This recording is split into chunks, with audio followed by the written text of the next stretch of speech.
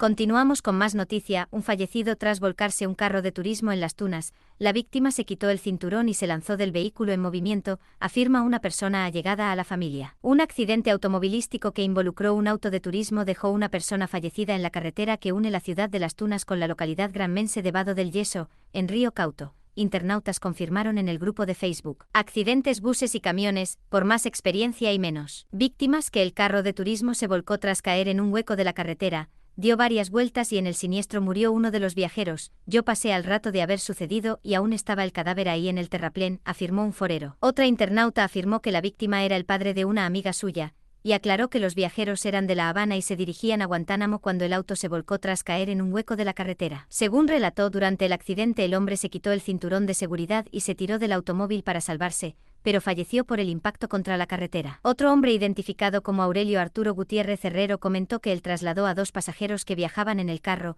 y quedó un fallecido en el lugar del accidente. Los accidentes de tránsito en Cuba siguen siendo una de las principales causas de muerte en Cuba. El pasado año las autoridades contabilizaron 700 decesos y 789 heridos por este motivo. De los 9,848 accidentes del tránsito registrados durante 2022, 60 fueron calificados de graves. Entre las causas del aumento de los accidentes en la isla está la responsabilidad del conductor, el mal estado de los vehículos y la precariedad de las carreteras a lo largo y ancho del país. En 2018 el medio independiente Cubanet denunció que la carretera Las Tunas-Vado del Yeso estaba entre los tramos críticos del oriente de la isla. Un chofer profesional llamado José Manuel Rodríguez explicó que después que pasas Camagüey es cuando todo se vuelve crítico. El tramo de Las Tunas a Bayamo, de Vado del Yeso, toda esa zona está en estado lamentable, con huecos, incluso partes que no tienen ni asfalto. Entre Santiago y Guantánamo, que es un tramo relativamente corto, está muy mal. Han pasado de ese reportaje 5 años y al parecer el mal estado de la vía no se ha solucionado.